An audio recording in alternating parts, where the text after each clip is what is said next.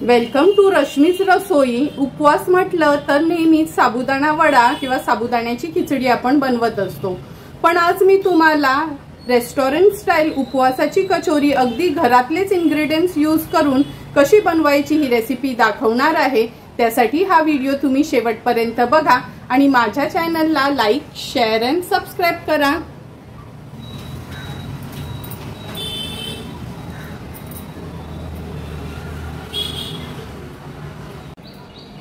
उपवासाची कचोरी बनवण्यासाठी आपण 1 वाटी खवलेलं ओलं खोबरं घेतलं आहे। 6 चमचे साखर वापरणार आहोत। 6 चमचे शेंगदाण्याचा क्रश, शेंगदाणे भाजून हा क्रश बनवला आहे। 4 चमचे काजूचा क्रश, 4 चमचे काजूचे असे छोटे तुकडे करून घेतले आहेत। 2 चमचे मनुके, 1 चमचा वेलची पूड, अर्धा चमचा जिरं, 2 टेबलस्पून खसखस, 2 हिरव्या मिरच्या बारीक चिरून घेतल्या आहेत, अर्ध्या लिंबाचा रस आणि चवीप्रमाणे मीठ वापरणार आहोत। नंतर कचोरीची पारी बनवण्याकरता आपण 3 बटाटे उकडवून घेतले आहेत। त्याच्यामध्ये 6 चमचे आपण वरीचं पीठ वापरणार आहोत। सर्वात आधी उपवासाच्या कचोरीचं आपण हे स्टफिंग तयार करून घेऊया। कचोरीची स्टफिंग बनवण्याकरता आपण गॅसवर हा पॅन ठेवला आहे। अगदी 1 टेबलस्पून एवढं तूप घेते मी। तूप पण छान गरम झालं आहे। गॅसची फ्लेम लो करते। ह्याच्यामध्ये अर्धा चमचा जिरं घालते। 2 हिरव्या मिरच्या अगदी बारीक चिरून घेतल्या आहेत, त्या ऍड करूया। व्यवस्थित आपल्याला परतून घ्यायचं आहे मिरची आणि जिरं। नंतर ह्याच्यामध्ये 2 टेबलस्पून एवढं खसखस ऍड करूया। खसखस देखील तुपावर थोडंसं परतून घ्यायचंय।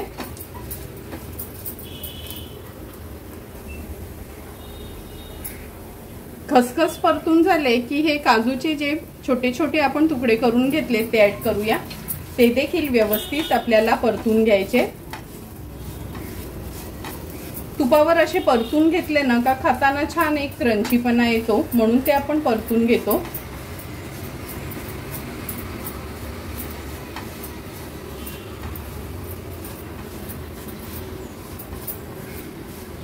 मिनिटभरासाठी काजू देखील आपण परतून घेतले आहेत। आता आपण हा काजूचा क्रश ऍड करूया। शेंगदाण्याचा कूट, शेंगदाणे भाजून त्याची सालं काढून आपण हा क्रश तयार केला आहे। लक्षात ठेवा, काजू किंवा शेंगदाणे आहेत ना मिक्सरला लावू नका। असा हा जो क्रशर मिळतो ना बाजारात, अगदी स्वस्त असतो, 100 रुपयाचा वगैरे। असा हा क्रशर घेतलात ना तर ह्याच्यात शेंगदाण्याचं कूट चांगलं होतं। मिक्सरला लावलं तर कसं आहे, खूप एकदम फाईन पावडर होते आणि आपल्याला पावडर नको आहे।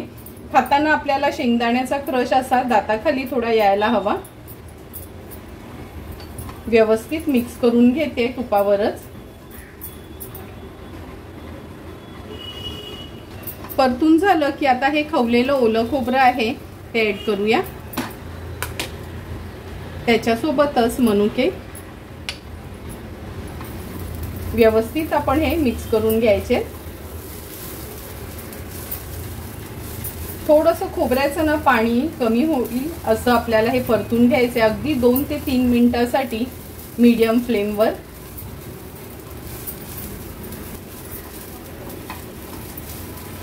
अगदी 2 मिनिटांसाठी लो टू मीडियम फ्लेमवर हे परतून घेतले। लक्षात ठेवा, खोबरं आपल्याला हे शिजवायचं नाही, फक्त पाण्याचा अंश त्यातला कमी होईल म्हणून आपण हे फक्त परतून घेतलं आहे। गॅसची फ्लेम लगेच स्विच ऑफ केली आहे। आता हे मिक्सचर एका प्लेटमध्ये मी काढून घेते।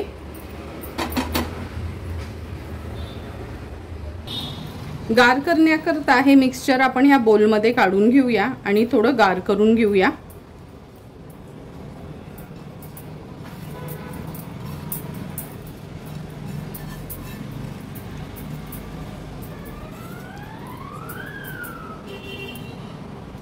कचोरीची पारी बनवण्याकरता हा बोल घेतला आहे। जे बटाटे आपण उकडून घेतलेत ना हे असे खिसून घ्यायचे, म्हणजे ना बटाट्याचे लम्स राहत नाही कचोरी बनवताना। सर्व बटाटे मी असे खिसून घेते। पूर्ण 3 बटाटे आपण असे खिसून घेतले आहेत। आता ह्याच्यामध्ये चवीप्रमाणे मीठ घालूया। नंतर हे मी वरीचं पीठ घेतलं आहे। नॉर्मली आपण शिंगाड्याचं पीठ वापरत असतो, पण कसं आहे, शिंगाड्याचं पीठ महाग असतं, काही जणांना जमत नाही किंवा सर्वच ठिकाणी शिंगाड्याचं पीठ मिळतं असं नाहीये, म्हणून मी आज वरीचं पीठ वापरूनच ही आपली उपवासाची कचोरी तुम्हाला बनवून दाखवणार आहे। आता हे छान पीठ मळून घ्यायचं आहे, म्हणजे पिठाचा गोळा होईल असं हे बटाटा आणि वरीच्या पिठाचा गोळा तयार करून घेऊया। 3 बटाट्यांना आपण 6 चमचे वरीचं पीठ घेतलं आहे। छान मी हे एकजीव करून घेते। हे बघा, छान पिठाच्या गोळ्यासारखा हे आपण तयार करून घेतलं आहे। आता ह्याच्यावरनं चमचाभरच तेल घालूया आणि तेलाने ग्रीस करून घेऊया।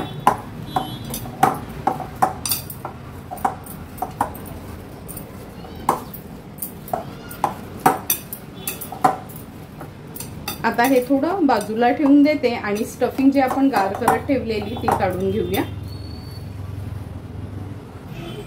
जी स्टफिंग आपण तयार करून ठेवली होती ती थोडी गार झाली आहे। आता ह्याच्यामध्ये मी अर्धा वाटी साखर घालते, किंवा तुम्ही ना तुमच्या गोडीप्रमाणे साखर वापरू शकता।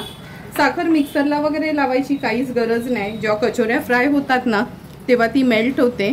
चवीप्रमाणे मीठ ऍड करूया, वेलची पूड, व्यवस्थित मिक्स करून घेते। कचोरी जर तुम्हाला खूप अगदी हॉटेल सारखी गोड हवी असेल तर तुमच्या आवडीप्रमाणे तुम्ही साखर घाला, नाहीतर मग मी अर्धी वाटी साखर यूज केली आहे ह्याच्यासाठी। व्यवस्थित मिक्स करून झालं आहे। आता ह्याच्यामध्ये अर्धा लिंबाचा रस घालूया, कारण का मिरची घातली आहे त्यामुळे मी अर्धा लिंबाचा रस त्याच्यात ऍड करते। व्यवस्थित आणि झटपट अशी आपली ही उपवासाच्या कचोरीची स्टफिंग तयार आहे। आता लगेचच आपण कचोरी बनवायला सुरुवात करूया। कचोरी बनवण्याकरता स्टफिंग तर रेडी आहे। आपण हे पारीचं पण पीठ तयार केलं आहे। ह्या बोलमध्ये ना मी साबुदाण्याचं पीठ घेतलं आहे। साबुदाणे ना थोडेसे तव्यावर गरम करायचे, नंतर मिक्सरला अगदी त्याचं पिठाळ असं बारीक करून घ्यायचं आहे। आता लहान मोठे आपल्याला कशा कचोऱ्या आवडतात तेवढ्या आकाराचा आपण हा पिठाचा गोळा घ्यायचा आहे, व्यवस्थित राऊंड करायचा, नंतर ह्या साबुदाण्याच्या पिठामध्ये डीप करायचं आहे। ह्याची आता ना पारी बनवून घेऊया। आपण नाही का पुरणपोळी बनवताना पुरण कसं भरतो तशी ही वाटी अशी बनवून घ्यायची आहे। साइडनी पातळ आणि मध्ये थोडीशी जाडसर ठेवायची, म्हणजे फिलिंग आपलं तेलात सोडल्यावर कचोरी फुटणार नाही। हे बघा, ही अशी आपण वाटी तयार करून घेतली आहे। आता ह्याच्यामध्ये मावेल एवढं आपण हे मिक्सचर घालायचं आहे। खूप कमी घालायचं नाही, नाहीतर मग ना कचोरीला ना ती टेस्ट येत नाही, असं पिठाचीच चव येते। हळूहळू आता ह्या कचोरीला आपण असं हे सारण आहे ना असं हाताने दाबायचं आणि या हाताने ही कचोरी बंद करायचा प्रयत्न करायचा।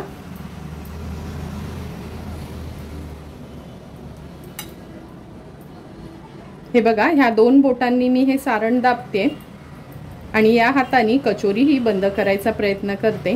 ह्याच्यामध्ये आणखीन थोडं सारण राहील, आणखीन थोडं भरून घेऊया।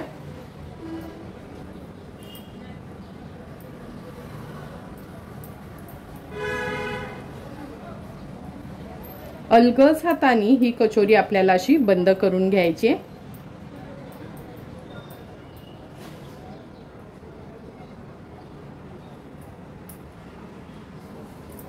बंद करून घेतली का आपण ह्याचा छान असा लाडू बनवून घेऊया। पुन्हा मी ह्या साबुदाण्याच्या पिठामध्ये ही थोडं घोळून घेते, कारण का बटाटा आणि वरीचं पीठ असतं किंवा शिंगाड्याचं पीठ अगदी नाजूक असतं ते आपल्याला हँडल करायला, म्हणून वरनं आपण हे असं पिठाने कोट करायचं। हे बघा, सुंदर अशी आपली ही उपवासाची कचोरी बनवून झाली आहे। अशाच पद्धतीने सर्व कचोऱ्या मी तयार करून घेते आणि नंतर फ्राय करायला घेऊया। हे बघा, थोड्या थोड्या करून 10 कचोऱ्या आपण अगदी मोठ्याशा अशा बनवून घेतल्या आहेत। आणि हे जे सारण राहिलंय ना, हे सारण आपलं वाया जाणार नाही। हे जर तुम्ही डब्यात भरून फ्रीजर मध्ये ठेवलं तर 6 महिने पण हे सारण फ्रीजर मध्ये थोडंही खराब होत नाही। जेव्हा बनवायचं असेल तेव्हा बाहेर काढायचं, रूम टेम्परेचरला आणायचं आणि पुन्हा याच्या कचोऱ्या तुम्ही बनवू शकता। तर चला मग आता तयार झालेल्या ह्या उपवासाच्या कचोऱ्या आपण फ्राय करून घेऊया। तेल गरम झालंय का चेक करून घेऊया। हे बघा, हा पिठाचा गोळा घातल्याबरोबर लगेच वरती आला नाही, पण त्याला थोडेसे बुडबुडे आले आहेत, म्हणजे आपल्याला कचोरीसाठी जसं तेल हवं त्याच पद्धतीने तेल गरम झालं आहे। आता हे पीठ मी काढून घेते।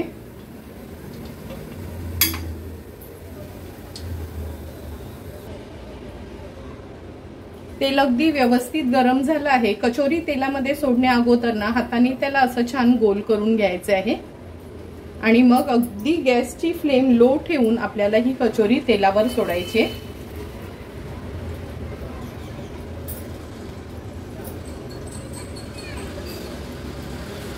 तळताना खूप गर्दी करायची नाही, अगदी मोकळ्या मोकळ्याच ह्या सोडायच्या आहेत आपल्याला।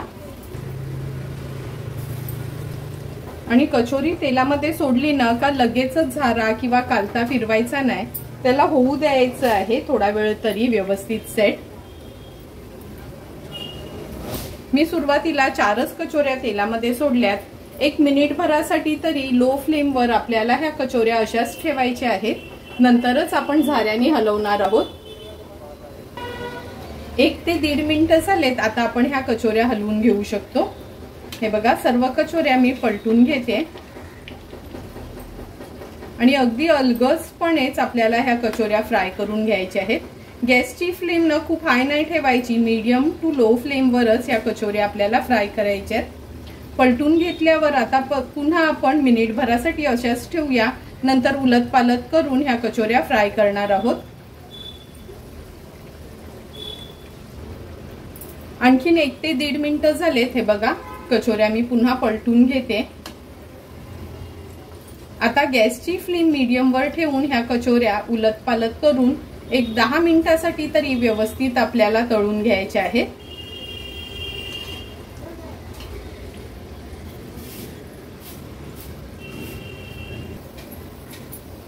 हे बघा, हळूहळू आता कचोऱ्यांचा कलर चेंज होत आला आहे। आता मी गॅसची फ्लेम हाय केली आहे। हाय फ्लेम वर आता आपण ह्याला छान उलट पालट करून तळून घेऊया।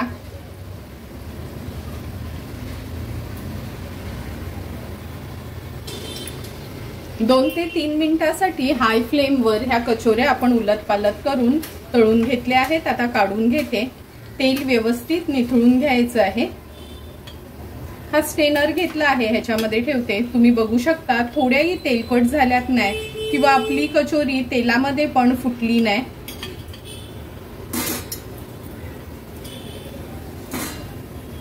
तुम्ही बघू शकता अगदी परफेक्ट अशी आपली ही उपवासाची कचोरी तयार झाली आहे। आता ही मी ह्या चाळणीत काढून घेते। पुन्हा गॅसची फ्लेम लो करते आणि उरलेल्या कचोऱ्या अशाच पद्धतीने तळून घेणार आहे। प्रत्येक वेळी कचोरी तेलात सोडताना हाताने थोडीशी त्याला अशी गोल फिरवून घ्यायची आहे। आता सर्व कचोऱ्या आपण अशाच तळून घेऊया। हे बघा, आपली सेकंड बॅच पण तळून झाली आहे। ही देखील मी ह्याच्या सोबतीलाच ठेवते काढून।